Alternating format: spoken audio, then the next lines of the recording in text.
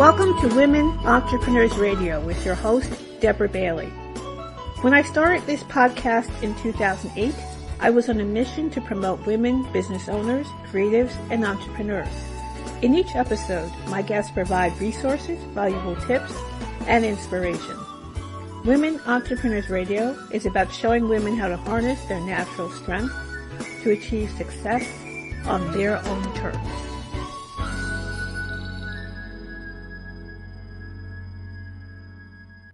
Hi everyone, welcome to Women Entrepreneurs Radio, and I'm your host, Deborah Bailey. I am so glad that you are joining us today, and I am going to introduce my guest. Amy Feind Reeves is the founder and CEO of JobCoachAmy, where she leverages her 25 plus years of experience as an executive and hiring manager to help professionals at all levels of their careers find and keep jobs that make them happy.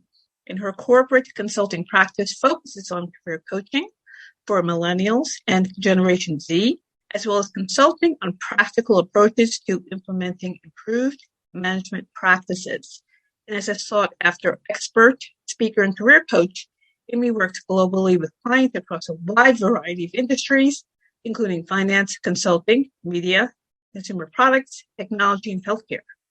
Her functional expertise, gained from nearly 2 decades of working with companies and organizations to reduce costs, increase revenue, and improve processes, is significant across all areas of business operations. So welcome to the show, Amy. Really glad to have you here. Thank you so much, Deb. I'm thrilled to be here. So as we were talking, before we started with the show, there is just so much that you are doing, have done. This is just a small subset of your bio and the different things that you're working on. And we will, definitely get to touch on some of those during our conversation. But before we, go there, could you please share with everyone how you got started in the work that you do? Sure. So I actually, JobCoachAmy, my company actually is a passion project, which is ironic because when I work with people early in their career, I tell them not to try to look for a passion because it's a little too much to hang on your shoulders at age 22 or even age 32 and sometimes even age 42. But this is a passion, which I started at age 50. And I've spent almost 10 years, working with people in their careers, starting career, in career transitions, and even at the CEO level, kind of winding down from careers. And it started when I was starting my own career, getting out of Wellesley College, late last century, with a degree from a good school, a good GPA. And like all good Wellesley College women at that time, I thought if you were the best and the brightest, you were going to Wall Street. So I decided that's where I should go. And I could not even get an interview. And I had thought I had done everything right. I bought cute skirt suits. I had, some leadership experience. I didn't have internships because I had to work for money during the summer, but I didn't see any reason why that should set me behind. And I failed miserably for the first time in my life. And it was very, very formative experience. So I worked as an admin. I got a job out of the New York Times Classifieds, which if you don't remember those, ask your parents. And I taught myself how to interview and how to job search. And I learned everything I could about those jobs. And then next year I got one. I got the first one I interviewed for. And it turns out I was really good at it and I really liked it. And the only thing that I hadn't known the year before was how to get it. And it really became my passion over the decades when people came into the office and said, oh, my neighbor's kid or my nephew wants to get into this business. I would be the first one to raise my hand and say, I'll help them. And it really would bring me to tears sometimes when I would hear stories of people, especially women, who got into those kinds of jobs where they would say, look to your left, look to your right. Only one of you will be here in 6 months. And people got discouraged from that and turned away from the workforce or turned away from the high-powered jobs. And that to be honest, still keeps me up at night. So it's really been a passion of mine to help people with their jobs. I also had to do an adult mid-career search, became a single mother unexpectedly with a 2-year-old, and I had always been a consultant with a heavy travel role. And suddenly I could no longer travel, but I still needed a consulting level salary. And I switched jobs mid-career. And then when I remarried, years later, and my husband said to me, what is it you really want to do? And I knew exactly what it was. So I started JobCoachAmy, after, having been a consultant, a banker, a corporate executive, a nonprofit executive, getting some board experience. Still am on several boards, and just have always really enjoyed business and loved it, and loved getting an MBA, and have always tried to encourage other people to get into business because I just have always loved it. Wow, that's such an interesting experience that you've had, and like so many people, maybe like most people, it's not just a straight line to where you are now. There's a lot of different experiences you've had that have brought you here to the place that now that you are in the best place for you. So absolutely not a straight line. And the interesting thing is, looking back, every point on the line is something that I use now in my practice. So I will tell you, there were times when I was the person who was promoted everybody else and could do no wrong. And I've been the person who was fired. And all of that I use in what I share with my clients. And all of it, when I look back, it looks like a straight line from here because hindsight is 2020. But there were a lot of experiences that I had that just seemed like they came out of nowhere, but they all make sense now. And I can use every single one of them to the best advantage of the people that I work with and write for. Mm-hmm. So how did you go about finding what were the right things to do when it was time to interview to get that job that, as we were talking before, that a lot of times people don't know what to do. They don't know how to interview. They don't really understand the process. And maybe the companies don't really understand the process very well either. So what did you have to do so that you could, get the job that you wanted? Yeah, I thought a lot about how, well, I'll tell you, between the time that I graduated from college and graduated from business school, I'd become the person who could ace the interview. And, they would post who was interviewing at various companies at business school and go, oh God, Amy Feind is interviewing for that. I'm never going to get it. So it was something that I mastered, but I definitely worked at it. And when I did start this company and started to put it into a methodology, the way I came about it was to break it down into 3 parts. And this is both for employers and potential employees, is that when you get into an interview, and everything kind of expands out of this, and you'll be able to tell that I was a consultant for many, many years because everything I'm going to say is in 3s. But what I find is that there are 3 things that are really important. The first thing is you need to understand what the job is and prove that you understand what the job is. The second is that you need to prove that you can do the job based on the skills that you have. And I'll come back to that because people always say, well, I don't have the experience. And my answer is there are a lot of things that you get through life and experience that make you who you are that aren't necessarily related to coding or a specific office skill, but there are things that every manager looks for in any employee that you can get as an experience of life. And the third is that you need to prove that you want the job. And in my experience as a hiring manager, the job always goes to the person that wants it the most. And often, I would gather people into my team into a room after having interviewed a large number of first round candidates, a smaller number of second round candidates, and a very small number of final round candidates, and say, what did you think, everybody? And everybody would kind of shrug and say, well, they're all kind of the same, but this one wants it the most. So what I really tell people to do for step 1 is to really make sure they understand what the company does and what the role is. And that's something that in both people who are interviewing don't always do, and people that are on the other side of the table don't always explain well, and it's not always easy. The second point, proving that that you can do the job. Now, there are, of course, job requirements, and there are, of course, skills that are listed, but there are also things that prove that in your life you have done things that every hiring manager wants. For example, I always list those three things as attention to detail.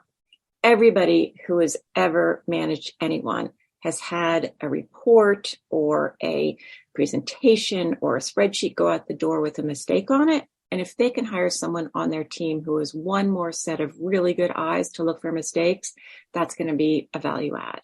The second is anybody who is well organized. So, Deb, and I'm sure anybody who's listening knows, you can go to somebody's cube or ping them and say, can you get me this number? And there are people who will immediately type back and say, sure, it's 75. And there are people who will, spend 15 minutes looking around through files and trying to find certain things. And they'll say, oh, I'll get back to you in about half an hour.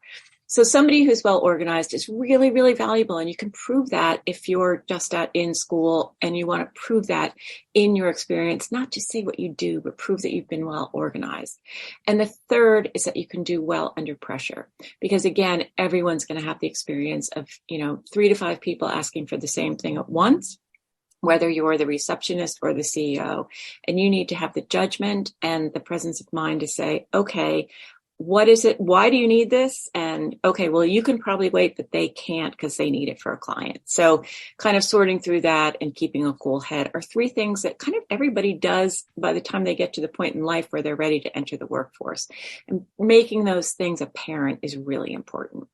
I think I did the third one first in depth and then went back to the other 2, but hopefully you got the picture. That was a methodology that I put together and built everything out from there. That's kind of like the crux of what I evangelize. And that makes a lot of sense, actually, particularly if people really want the job and how they project that when they're on an interview, or if they project that at all.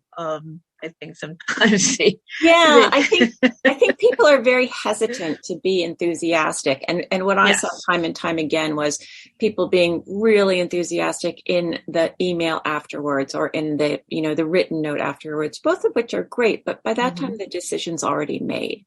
What you need to do is real time say, I really want this job. And I believe very strongly that the most important question you can answer in an interview is, why do you want this job? And you really need to have a specific answer.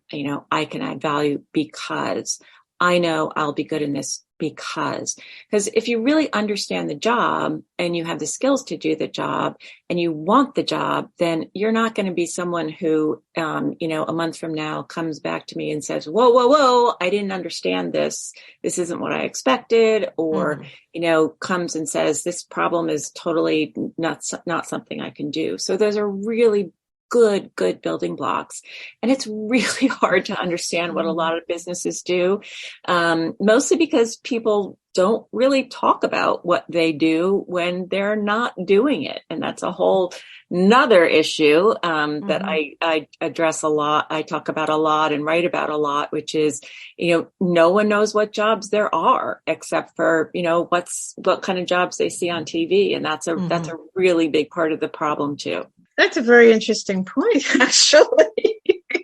Does that relate to what is called the hidden job market? I mean, would you say that that's kind of in that ballpark where people may not know what's available out there or what jobs really exist? That's a little different. The hidden job market, it refers to knowing what jobs that have not yet been posted, or having jobs available to you because you have a particular expertise. So in my particular methodology, what I recommend, it's kind of, there's a lot of overlap with networking for me for hidden job market. It's a, hidden job market is a coined term. What I think about it is a form of how I think about it is a form of networking. So one of the things that I recommend is I have a job structure that I recommend for people when they're looking. And the kind of first track of the program is being reactive looking, which means looking online for jobs that are posted. And, every week I recommend setting a goal every week in these 3 tracks. And, even if you don't have a job at the end of the week, which you likely won't for most weeks, you can still accomplish a goal and feel like you earned a weekend and accomplished something. And that first track would be, setting a goal number for how many jobs you would apply to that you can find online. That's easy, right? The second part is looking for jobs that you don't know exist yet. And that's about networking. Now, networking, there's so many networking tools available online, obviously. And the best of those are LinkedIn is the lingua franca of networking, and they're great about serving up people you know. There's great, your alma mater always has a great one. Handshake is a one that most people use. But there's also next levels to those, especially when you go online and you can look for people specifically who you can reach out to, who maybe have something to do with your specific skill set, and you can join groups on LinkedIn. So let's say that you are a social media marketer for the pharmaceutical industry. I don't even know if they can do. Let's say that you're a social media marketer in the adult beverage industry. I'm sure that you can put in for those keywords for a group in LinkedIn and join a market for that. And that is, if that's a group for that, if there's a group for that that's very active, that's discussing industry problems, that's discussing specific new articles about that, maybe changing regulations about that, maybe specific new barriers that are being broken, or new bars that are being set. You can weigh in on that group. You can publish on LinkedIn. You can learn who there is in that market, and you can introduce yourself by adding value in that conversation. And then you start to make a name for yourself. And then people start to think of you as someone that they could hire. Either maybe they don't have an open job rec, but when some comes available, or if they're thinking about adding someone to their team with your specific experience. That's what I think of as the open job market. There's also an opportunity to do that on Slack and other types of open communication forums. But that's you really getting out there and not networking on your connections the way you would through an alumni database, but with your skill set. So that's what I consider the hidden job market. And it's a way of networking, improving your value, and getting into a group of people with the same skill set as yours to really almost kind of start working and getting a name for yourself through these discussion groups. Do you feel that people coming out of school right now are taught to be more proactive in that way? And I say that because I think, years ago, when you go job hunting, a lot of times it's more that you're just going, if you're looking for a job, now I'm looking on LinkedIn, or if you were saying looking in the papers, and then you're sending your things out. But there wasn't as much of a emphasis on what you're saying now about that networking and preparation and all that kind of thing ahead of time. Are people coming out of school now really aware that they can do those things? Or I think they are. They're digital natives. Networking is very scary. You don't have to be 22. You can be any age and find networking scary. What I always tell people is it's just talking to people, but with a goal. And the goal is to ask them the first goal is to ask if you can stay in touch. The next level goal is to ask them if you see a role at their company, could you forward a resume to them that they would then forward it internally? And should not be as difficult as some people think, because in this day and age, most people get referral bonuses. I shouldn't say most people, but there are a lot of companies pay referral bonuses to somebody who gets hired. Mm-hmm. So Mm-hmm. I know in my, many of my roles, people would say, yeah, absolutely, I'll send somebody in because it could mean a cash back for them. Mm-hmm. The other thing that is huge that they don't necessarily know is the third goal is to say, do you know anyone else that could help me? And that I understand can be hard, but networking is really just talking to people. I think a lot of younger kids think that networking is something you have to do with a suit and a martini or something, that you do that's not native to your life, but it's really something you should be doing everywhere. I've had clients get great networking opportunities from, people they turn around and talk to at Starbucks or at backyard Mm-hmm. barbecues or even on the train or in a doctor's office. I mean, talking to people is a great thing, and having an elevator pitch, which I also coach people on, is an important way to do that. And also talking to people, coming back to our earlier point, talking to people in ways that you can get them to talk about their jobs in ways that you can understand, which basically means, understanding what it is that they do to help their company make money and how their company does make money, who its customer is and what they do. And again, especially, in a business to business kind of company, that's not always easy to figure out from the publicly available information. Mm-hmm. But it is important. And to your point about all the different channels, it's definitely important as well in order to get going back to my first point about proving that you understand the job and that you want the job. It's important to follow a company's social channels when you want to work for them.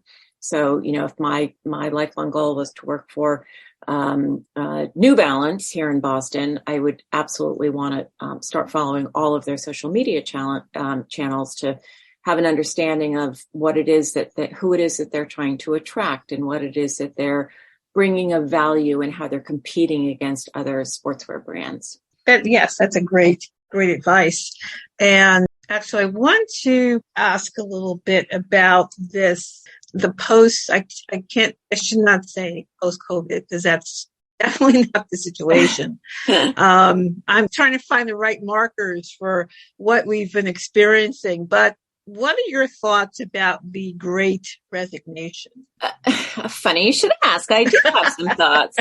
So I believe that the Great Resignation is the bill coming due for what has been many, many years of, through no one's fault, a lot of absence of basic management practices.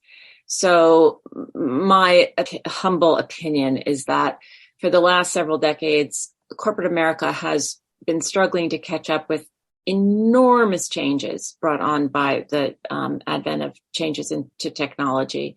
And they, management has faced huge strategy questions and huge changes to every aspect of the way they develop, sell, distribute, market, produce, build processes around everything around the way that they, deliver value through products and services. Every aspect of that has changed dramatically with the development of technology.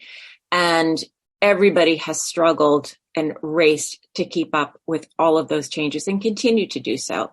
And what's happened as a result of that is that a lot of really basic management practices have fallen by the wayside. So, for example, a lot of clients that I have do not necessarily keep up with their job descriptions. So a lot of their employees don't necessarily have a detailed, updated description of what their job specifically is and what the next level up necessarily is and what it will take for them to get there.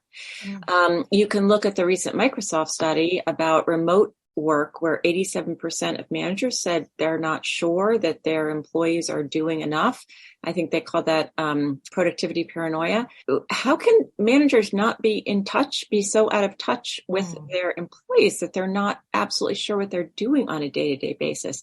That's also reflective of a lack of communication. So my thoughts, and I can also tell you anecdotally, I know client, friend, relative, employee, just person after person after person told the story that, someone in one of my peers, one of my employees, one of my managers left and was not replaced. And you know what? And they were suddenly doing the job of 2 or 3 people. And you know what? If I was running that company, I'd say, well, let's not replace them and see how far we get. But that is what I believe is kind of the long term behind the scenes of what caused the Great Resignation is that people were feeling like weren't being cared for in terms of what the next steps were. And they weren't being managed effectively in terms of communication because nobody had time. I don't really think that management as a basic practice is necessarily very valued because nobody's had time to do it forever. Everybody's been trying really hard to stay in business. And people just started to feel less and less valued and have more and more work piled on them. And those that could get fed up and leave, got fed up and left. That's probably a much more long-winded explanation than you wanted. And no, more historical context, but that's my, management by least resistance is a pet peeve of mine where managers will, a new employee will come in and think they're doing great and they'll turn over a report or produce a deliverable, and the manager will make some corrections because it's easier to do it themselves and not spend the time teaching the employee what's wrong. And the employee thinks they're doing great, and the manager thinks they're not doing so great. And then, comes around review time and the employee's like, great, I'm going to go in and get a great review. And the employer says, the manager says, you're not doing that great. Maybe you should think about looking elsewhere. And everybody's astounded. So, that kind of management by least resistance is what I think is, kind of leading to a lot of the problems that we're in now because everybody's just kind of catching their breath for the first time.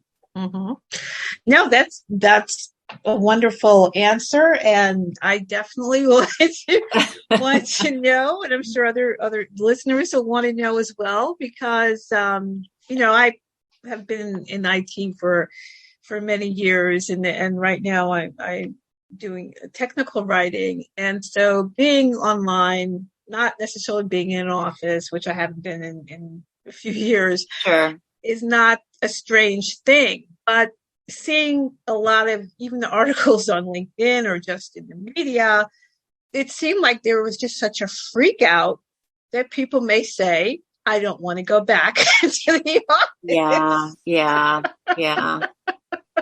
I think we have yet to see where the water level is going to land on that, because people like Goldman Sachs and, all the employees that, Colbert Kravis, companies that people were crazy, it would be like winning the lottery to go to work there, said everybody back to the office, and people there are saying no. So, I thought once those employees started saying back in, everybody was going to go back in, but it's not working out that way. I think we're looking at what's eventually going to be a mostly hybrid situation, but nobody has a crystal ball. So. Yeah, it's true. It was just very interesting seeing how, so many articles were starting to come out to try to make it seem like, well, it's such a good idea to go back and companies having like welcome back to the office, like celebrations as though this were something really good. It's just the fact of going back in isn't going to solve the problem that happened right before everybody left to begin with. Yeah. Yes. That ties back to what you were saying before about the management and the disconnect and lack of communication. You could see all of that exactly building up.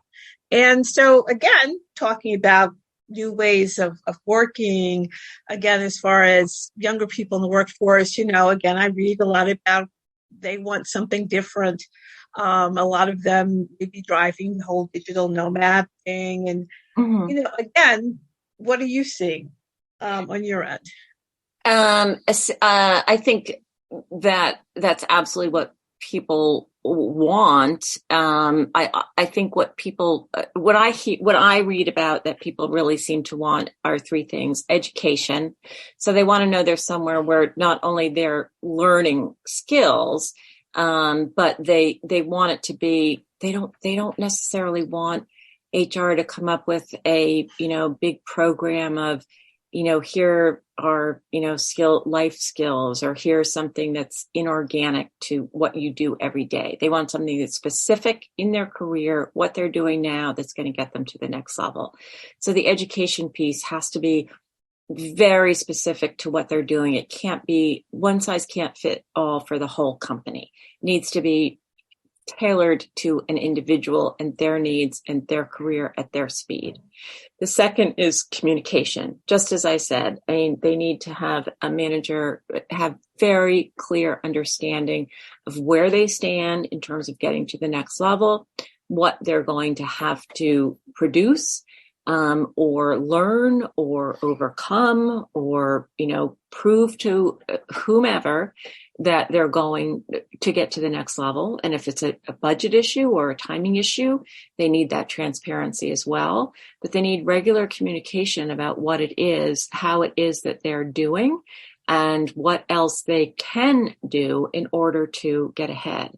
So, so instituting some basic communication practices, some basic management practices, and some one-to-one education practices, all of which relate specifically to the individual. I don't think there's a one-size-fits-all program. I think whatever bells and whistles you put on the espresso bar that you put in the employee kitchen is going to wear thin. Mm-hmm. You have people at home and you send them thank you snack boxes. That's not going to re-engage them. They want individual attention. And it's communication, it's education, and it's transparency. And it's not hard to give. It does take time. It shouldn't take a lot of skill, in terms of, management skills for somebody who is has risen to a manager level, but it does take time and does need to be part of an incentive package. And that's the hard part, is getting companies to understand and realize that no one's going to do it unless they're incentivized to manage. Excellent points. So Amy, could you please share with the listeners where they can find out more about you? Absolutely. I have a TikTok channel, which is at JobCoachAmy with an _, where I post videos every day, and same on Instagram and Facebook, where I'm at JobCoachAmy. On Twitter, I'm at JobCoachAmyF, and I am also on LinkedIn as Amy Feind Reeves. I think that covers everything. I have a YouTube channel launching in the next week or so. And I have a book called College to Career Explained: Tools, Skills, and Confidence for Your Job Search. And that starts out with ways to understand what jobs there are and ways to network so it's not scary, and goes through all of the tools, resume, cover letter, elevator pitches, and then all the way up through and starting your first day of work. And there's a lot of accompanying worksheets online, as well as workshops that are going to be coming online regarding internships, the good and the bad and the ugly about internships and expectations, and some courses related to the work I've done with my book coming up. And my next book is going to be specifically for career transitions. There's a lot of good information there. Also, we were talking a little bit before about, education, and in particularly with people getting MBAs. So, saying that it seems to be a very big interest for people, I think, in general. So do you want to speak a little bit about your experiences with that and what your thoughts are? Sure. I tell everyone that I know to take what I say with a grain of salt, because I absolutely loved getting an MBA. It was a fantastic experience. I was lucky enough to go to the Tuck School at Dartmouth, which I am a major proponent for. It taught me how to think in amazing ways. I use what I learned there constantly And I still have very strong friendships. I talk to people at least weekly, friends that I met there. I just had my 30th reunion this fall, and it was wonderful. There are things that you need to learn that about business and the language of business that you can't get outside of a classroom. And those are, the most obvious one is accounting. Certainly that has changed in 30 years, where there's elements of digital marketing and analytics, and the advent of the ability to capture and use big data in a way, not just in marketing, but in all kinds of ways, requires analysis, analytical skills, and computer skills that you would need to get in a classroom, but also the experience of just interacting with other individuals in a safe way, where you can understand how people's minds work and learn in a discussion basis and in a thought-provoking basis to work through problems collaboratively, and both large kind of big issue problems, like should we enter this market, down to how do we account for this particular step of the production process. And everything you do is incredibly helpful, not because you're going to wind up being an accountant or being a database manager, but because you're eventually going to be interacting with those people or managing those people. And what you want to know is enough so that people in other areas with other skill sets can't snow you, and they can't get anything past you without you having enough knowledge to at least understand, or understand enough to ask the right questions, that no one's going to put anything over on you, that you can understand the gist of what they're saying, and probably more importantly, that there isn't anything behind the smoke and mirrors that's so technical or so erudite or so important that you can't figure it out on your own. And that's a big part. I just kind of putting this together myself, but that's a big part of my message too, is that I really want people to understand that business is not a black box, that there's nothing that's so incredibly special about the way that you run a business or start a business or make it big. I mean, the people who make it big and the people who fail, there's probably they would probably tell you there's a razor thin edge of difference. But it's all figure outable. You just have to have the tools to figure it out. And an MBA absolutely gives you those tools. That's probably the most concise way I can say it, but it's really interesting, really, really, really interesting stuff. Well, there's definitely a lot of interest in that, I think, across the board. So, it's really good to know that there's a lot of strong reasons why someone should look into pursuing that if they can. And that's a big issue, as opposed to if a college, there's a lot of question about college degrees these days. And I don't think that there's, I do think an MBA can take you to the next level. Yeah. And I think that also, not so much as a problem, but I've, come across a couple of people who may have gotten, I guess it's kind of an abbreviated course of study for MBAs. And they found that once they had that degree, that wasn't probably the same amount of time, I guess, as the normal course of study is, but they may not have been looked at in the same way. Interesting. I had talked to someone who had gone through a program, I believe, at Rutgers U, and this was several years back. So it's possible that, that situation has changed, but he felt that he wasn't really able to not so much not utilize it, but that how, I guess, when he went for jobs and I don't know what kind of jobs he was going for, but they may have looked at it differently than if he'd gone and had the actual longer course of study, let's say, that may be more standard.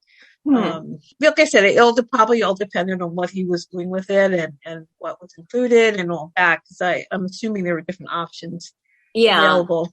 Yeah, there are a lot of I've been angered. I'm not going to throw aspersions on the university of my home state, but I absolutely know that there are degrees out there, not MBA degrees per se, but degrees out there that people are doing for profit that can lead people down a path. And with anyone thinking about going to grad school for any reason, my first question to them would be with what's the job acceptance rate of your alumni? What's your alumni network like? And can I see a list of job placements from your most recent graduating class, or a list of where they work? That, and if they're hesitant to show that to you in any way, I wouldn't consider it. The other thing to think about, the other way I would think about an MBA is to think about what you're getting out of it more than thinking of it as a kind of getting a ticket stamped or a ticket to somewhere, because it's going to be more about what you do with it. So in presenting yourself, which is the name of the game. I mean, that's why I have a business, and that's what makes the difference from somebody who gets a job and somebody who doesn't get a job, is how you present yourself. Nobody, whether you went to Harvard or Stanford or Tuck or wherever, is going to walk in the door and say, I have this MBA, hire me. It's going to say, what did you learn from it? And what are you going to be able, how are you going to be able to add value because of it?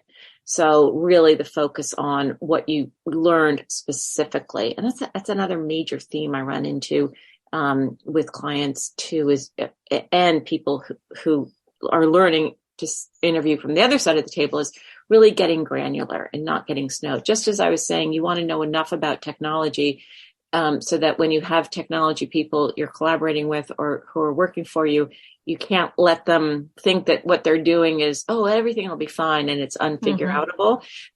In this situation, you don't want to have somebody say, I got a Harvard MBA or a Stanford MBA and think, they must be smart. You really want to dig down and see, what did they get out of it and what are they going to do with it? Because, just getting your ticket stamped isn't enough.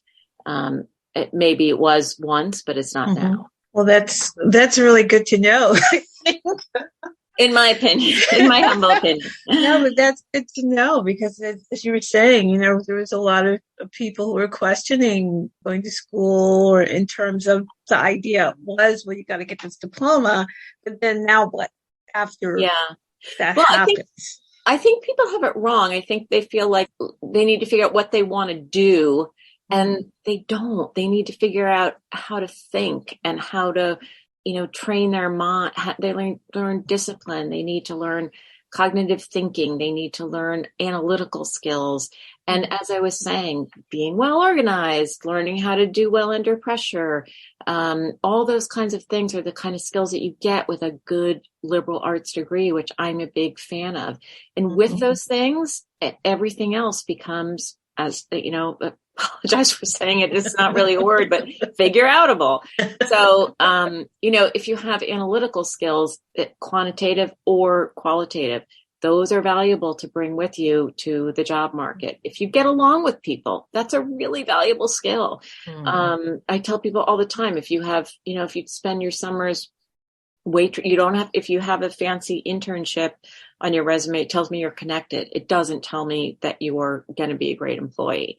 If you have that fancy internship and you helped redesign a process there, or you figured out a way to increase revenue, the number of sales calls a day that people did, or, some little way, maybe you wrote a training program for the next course of trainees, or an onboarding program for the next set of interns.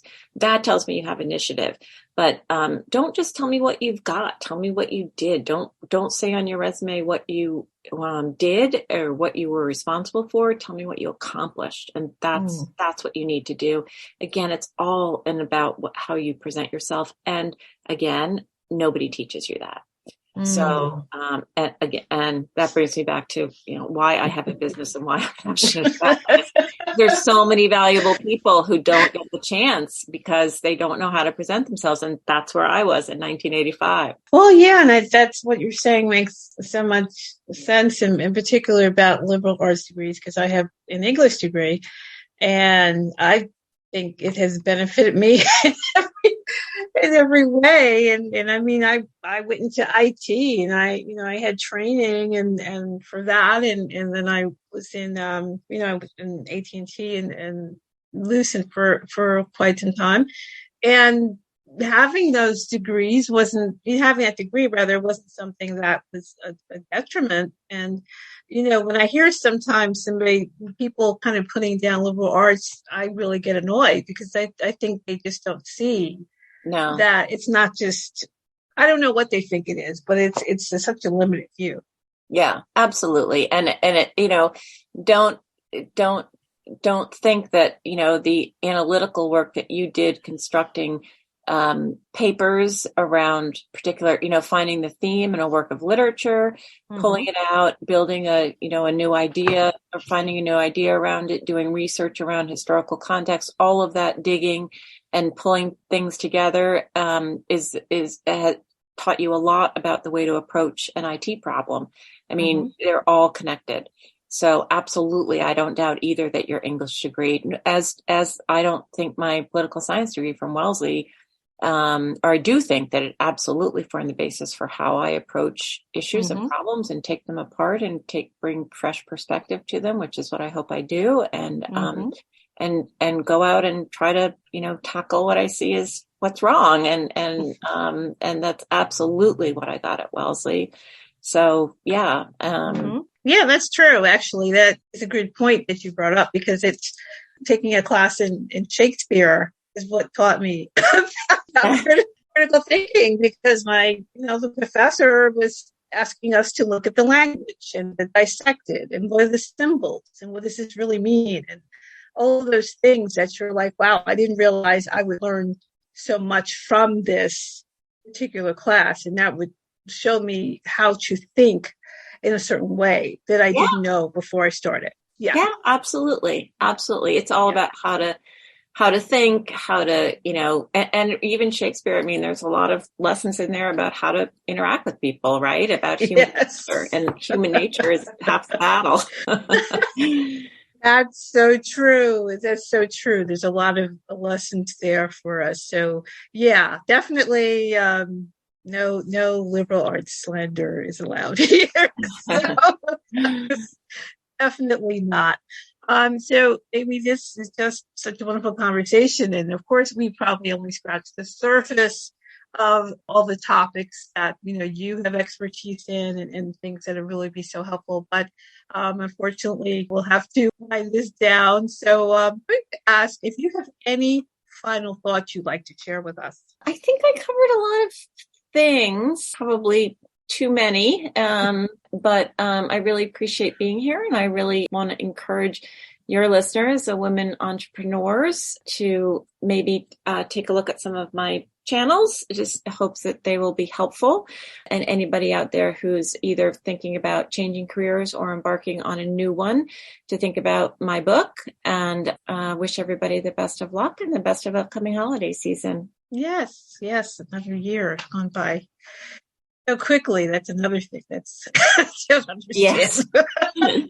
It's really faster and faster. But yes. And I welcome on any of my communication channels. And I don't think I said my website is JobCoachAmy.com, but I would welcome feedback from anybody and anything that I said today as well. So great. Leave that open to your listeners as well. Wonderful. Thank you. Yeah, we'll definitely have your site in the show notes, so people should be able to find that fairly easily. And Amy, I want to thank you so much for joining me today. This has been a wonderful conversation. Thank you, Deb. I really enjoyed it too. All right, everyone. Please make sure that you share this with your friends, share it on social media, and check out Amy's website and also her book and her social media. I think there's a lot to be learned, so I hope that you will do that. So once again, it's been Women Entrepreneurs Radio with your host, Deborah Bailey. Thanks so much for joining us, and we will see you again next time. Bye-bye.